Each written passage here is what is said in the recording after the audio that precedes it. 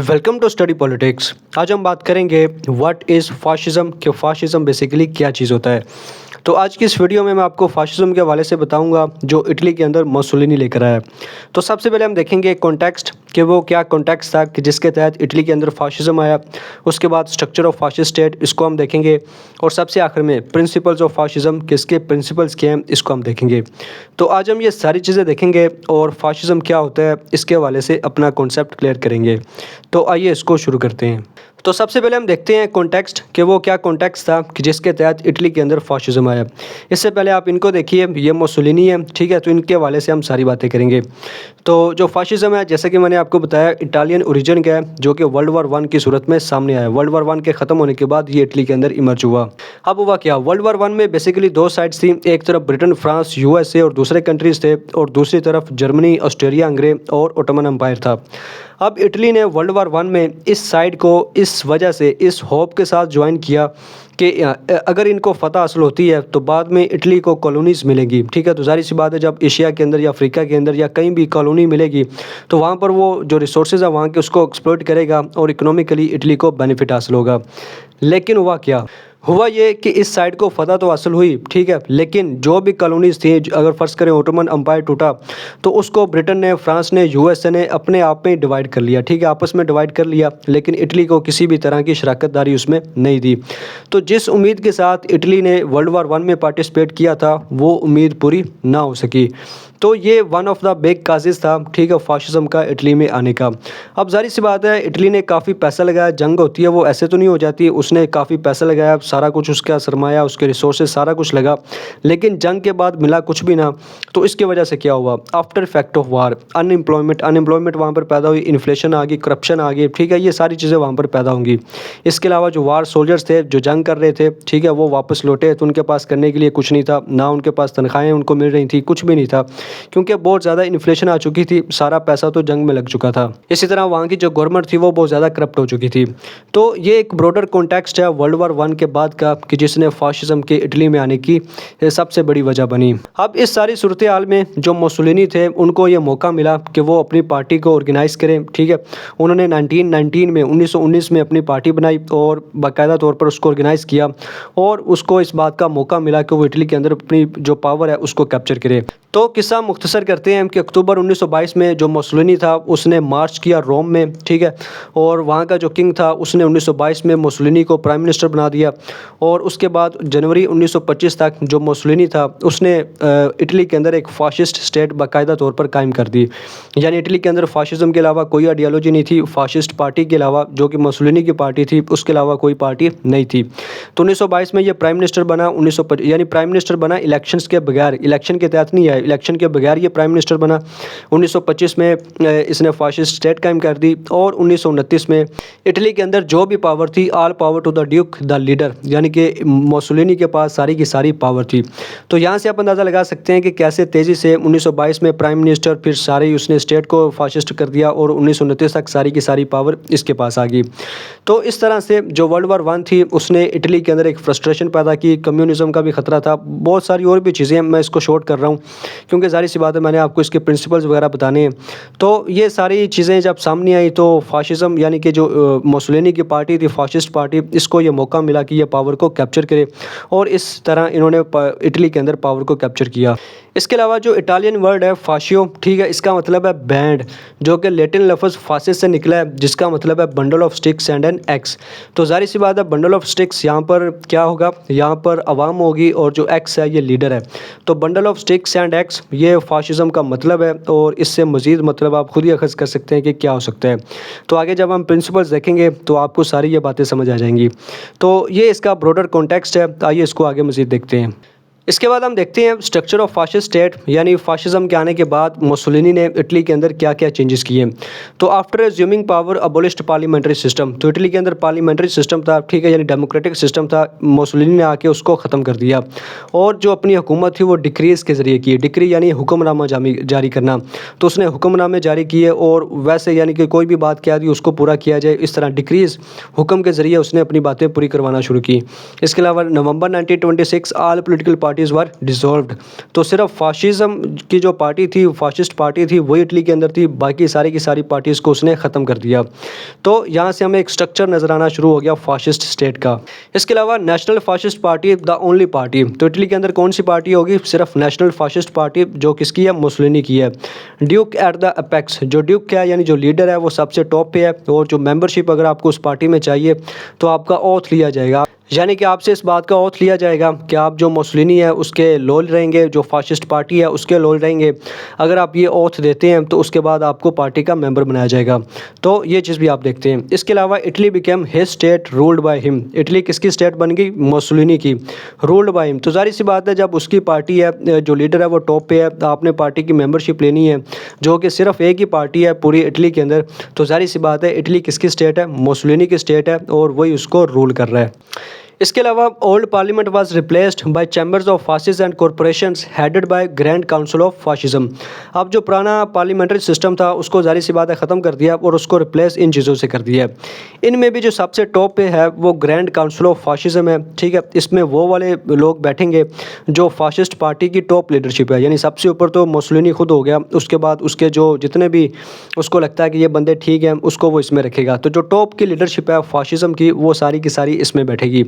इसके बाद chambers of fascist and corporations आता है, ठीक है। पहले जो मेंबर यानी कि जो आप कह लें मेंबर ऑफ पार्लियामेंट होते थे जो कि इलेक्ट होकर आते थे, अब उनकी जगह जो चैम्बर ऑफ फासिस्ट और कॉरपोरेशंस है इसको कायम कर दिया।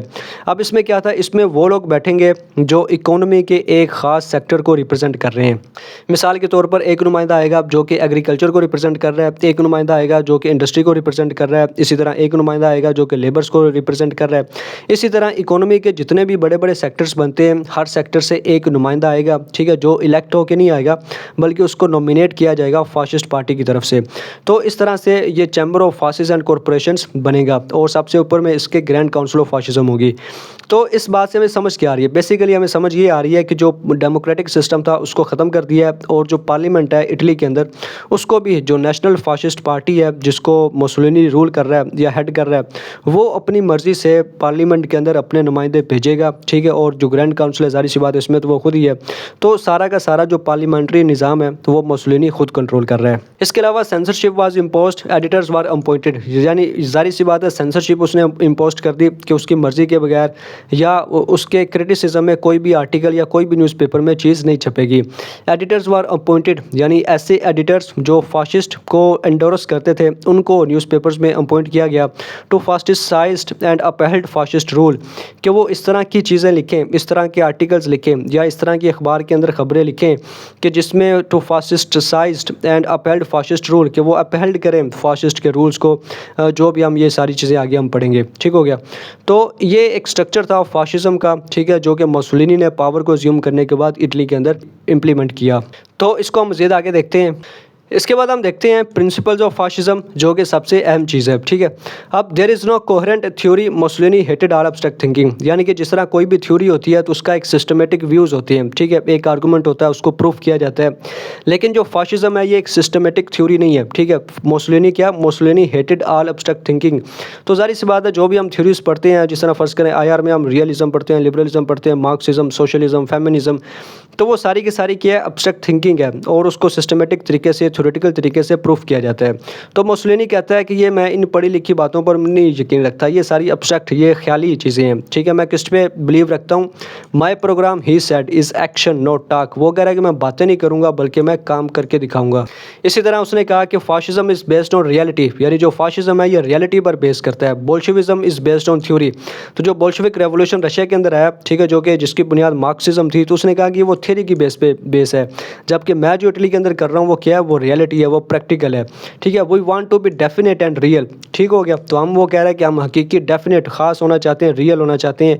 We want to come out of the cloud of discussion and theory, तो डिस्कशन, बहस मुबाहिसा, थ्योरी, इसके बादल से हम बाहर आके क्या होना चाहते हैं? माय प्रोग्राम, जिस तरह उसने कहा, इस एक्शन नॉट टॉक, तो हम एक्शन करना चाहते हैं, काम करके दिखाना चाहते हैं, हम रियल होना चाहते हैं। तो तो यहाँ से हमें अंदाज़ा होता है मुसोलिनी की सोच का कि वो किस तरह सोचते थे। इसी तरह मुसोलिनी ने कहा कि government is for the people over the heads of the people and if necessary against the people. ठीक हो गया।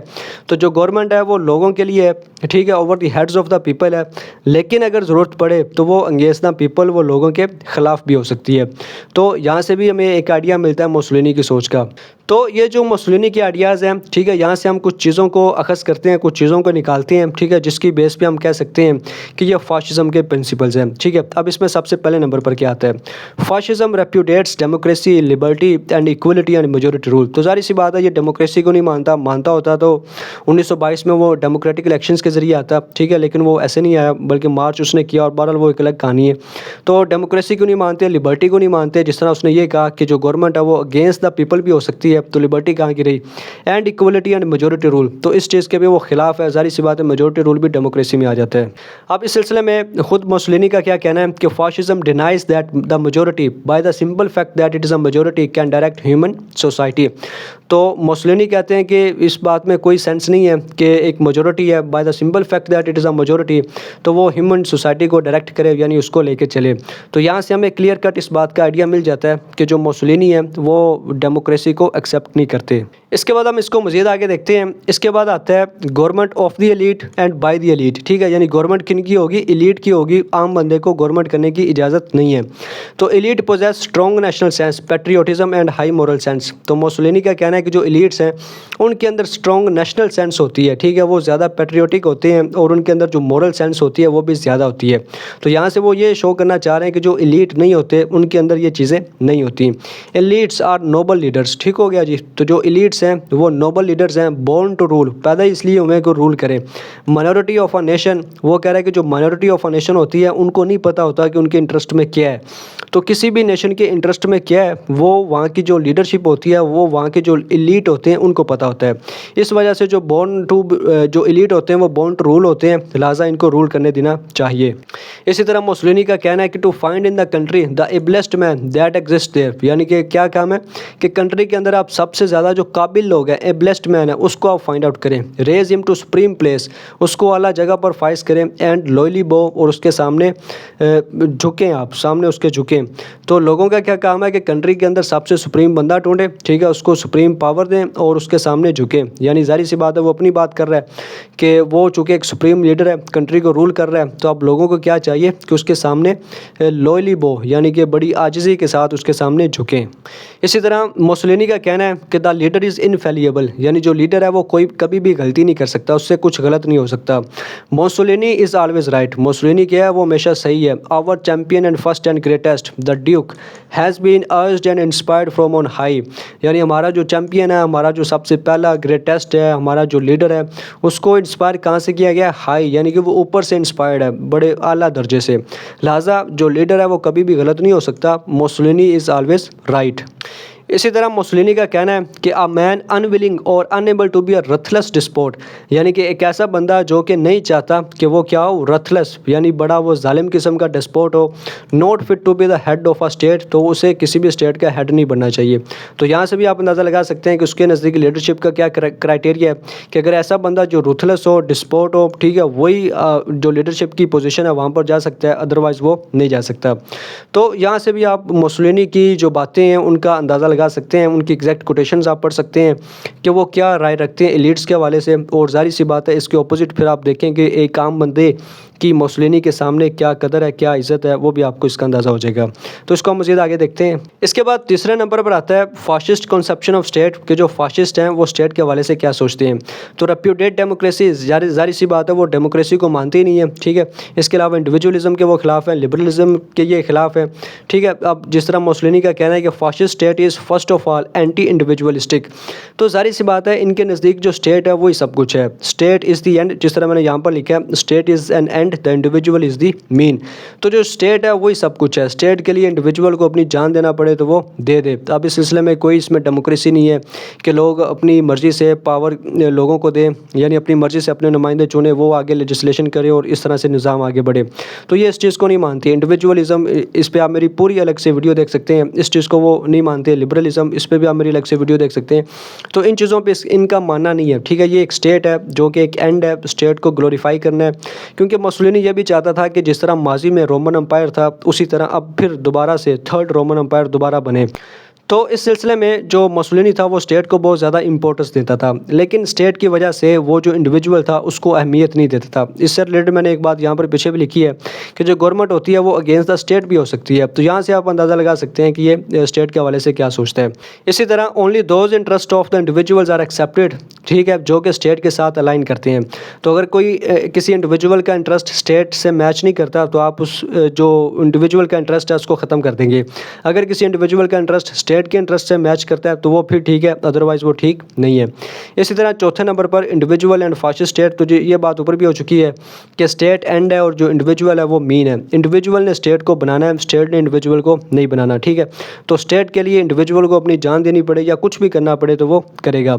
The individual is flitting, individual ने तो बह जाना है, ठीक है। द स्टेट इज़ परमानेंट, जो रियासत है वो परमानेंट है, लिहाजा फोकस किस पे करना चाहिए, स्टेट के ऊपर। The leaves whither the tree stands, ठीक है। तो ट्री यहाँ पे स्टेट है, जो लीव्स है वो इंसान है, इंडिविजुअल्स हैं। तो फाशिज्म क्या समझता है कि इंसान पत्तों की तरह जिन्होंने गिर जाना है, लेकिन जो दरख्त है वो कायम रहता है, लिहाजा जो फोकस है वो स्टेट की तरफ होना चाहिए।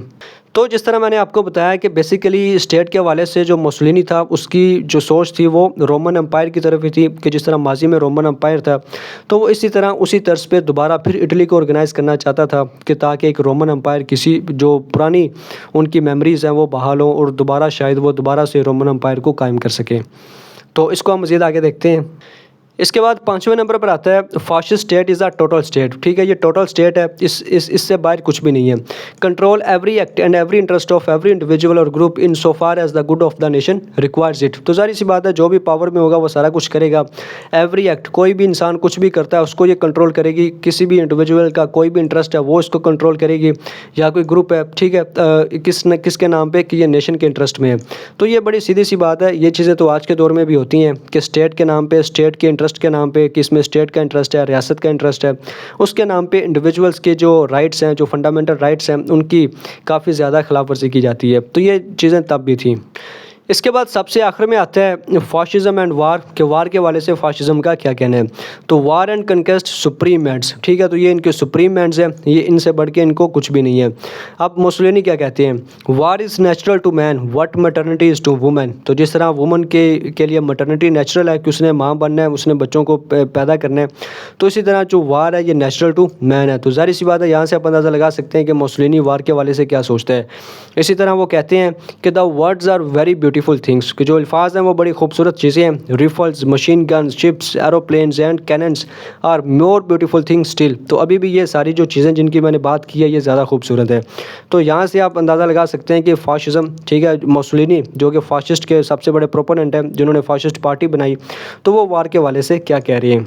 तो इन चीज़ों को मज़ीद एक्सप्लेन करने की ज़रूरत नहीं है। तो ये कुछ प्रिंसिपल्स थे फाशिज्म के, ठीक है, जिसको पढ़ के हमें लगता है कि ये काफ़ी एग्रेसिव चीज़ें हैं, तो इनको आप मज़ीद देख सकते हैं, ठीक है। तो ये था आज की वीडियो में, जिसमें मैंने आपको कॉन्टेक्स्ट बताया फाशिज्म का, फिर स्ट्रक्चर बताया फाशिस्ट स्टेट का, और सबसे आखिर में प्रिंसिपल्स ऑफ फाशिज्म हमने देखे। तो अगर आप बाकी टॉपिक्स जिस तरह नाज़िज़म क्या है, सोशलिज़म क्या है, मार्क्सिज़म क्या है, कम्युनिज़म क्या है, इस तरह पॉलिटिकल साइंस के बाकी टॉपिक्स जिस तरह पॉलिटिकल साइंस क्या है, पॉलिटिक्स क्या है, लॉ क्या है, लिबर्टी क्या है, ठीक है, कंपैरेटिव पॉलिटिक्स क्या है, इसी तरह आईआर की थ्योरीज़ जिस तरह रियलिज़म क्या, लिबरलिज़म क्या, मार्क्सिज़म क्या है, ठीक है, इसी तरह पाकिस्तान की हिस्ट्री, वेस्टर्न पॉलिटिकल थाट, इन सारी चीज़ों पे अगर आप जानना चाहते हैं तो मेरी अलग से वीडियोस देख सकते हैं। आज की वीडियो में इतना ही। वीडियो देखने का शुक्रिया।